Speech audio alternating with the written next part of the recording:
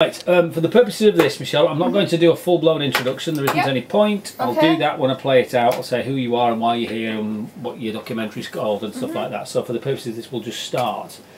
Bear in mind that we haven't got 10 minutes. So, you know, by all means, give me as full an answer as you like. Oh my god. Yeah, and you just stop me if I start to witter, because I do witter on like Jake. I'll let you witter, but I'll just put the electric scissors to you later. That's the thing. You're a documentary filmmaker. You know how it works. You shoot 10 minutes, you use one. Yeah. So we'll just talk and see how it goes. But if we can keep it reasonably concise, that will be helpful. Just briefly, how on earth does a lady like you come across a man like Jake? Where did you meet? How did you find him? Well, initially I met him on the bus when I was a teenager coming home from school, and then afterwards, years later, I'd studied at university. I studied film and TV, and I was driving home from work and he came out of the next junction, so I stalked him to the post office and begged him to let me make a film about him. He said I was 10 years too late, but I was still adamant to get hold of this guy and find out how and why he became this unusual man. Why were you 10 years too late? I don't understand. Well, he felt like I was 10 years too late because he wasn't performing anymore. He'd had a lot of press in the past. He said he was peaking at that moment in time. Lots of people came to see him and he had a lot of interest, but in the later years he's been having a quiet, reserved life, really. You say perform. I mean, is his life a performance then? I mean, what we see on screen and the photographs I've seen of him, he seems a rather larger-than-life caricature. Does he live his life like that all the time? He did maybe in the 80s and 90s, and people came to see him all the time because he was always doing really unusual, radical things like getting married in a wedding dress or marrying his canine, or yeah, just really strange, unusual, off-the-cuff things. But in the later years, when I found Jake, he was just living a very quiet life, really. So it was nice for me to chat with Jake and maybe make him, he was able to remember this wonderful past, and I was able to help him relive that by the archive as well, which is in the documentary. Because he calls himself a professional lunatic, or he might be an eccentric, or he might be just an attention-seeking show-off. What do you think? I was drawn to Jake because of his sense of freedom, and when I began to speak to him, he was a very philosophical man. I thought he was very intelligent, and I just loved his outsider art, his creative side, so I only have positive things to say about him.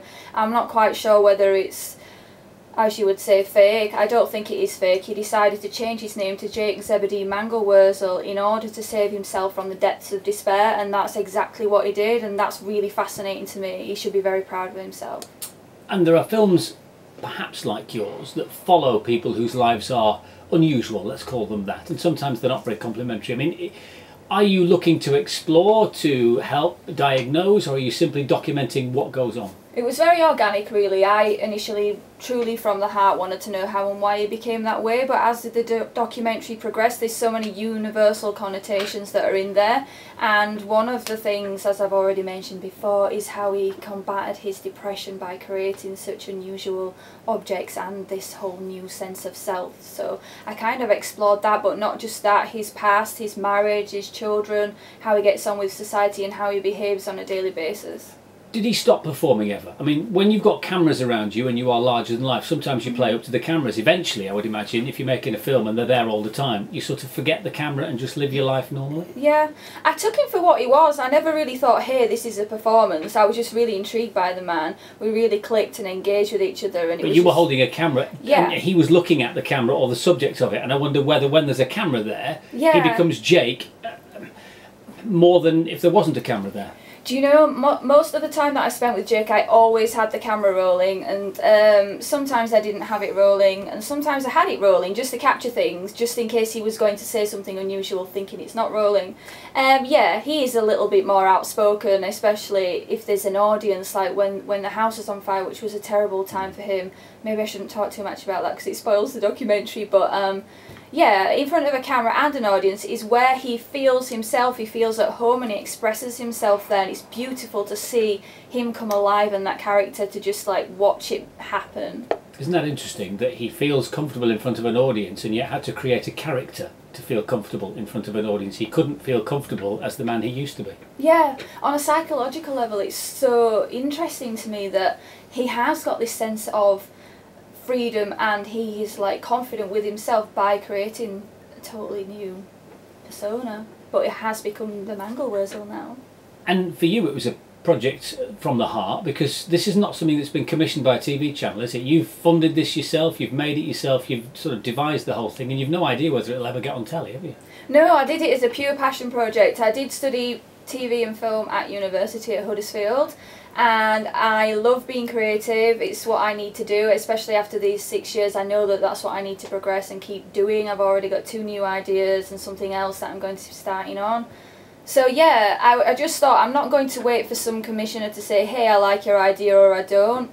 I had the idea, I was extremely passionate about it, and I just worked on it. Maybe a lot longer than anybody else would, but I think there's such a big bundle of emotions in there on such a universal level that touch people and myself, that I think it was important to spend that amount of time with him. And it's important, presumably, for you, for it to be seen here at DocFest. I mean, it might get picked up by a TV company. Yeah, it's so exciting to screen here, because I've actually been attending the Sheffield DocFest since 2008, and like, because I'm quite an outsider as an artist and filmmaker with regards to the TV industry, I've learned a lot about how it works by attending the Sheffield DocFest, so it's such a fantastic place for people like me.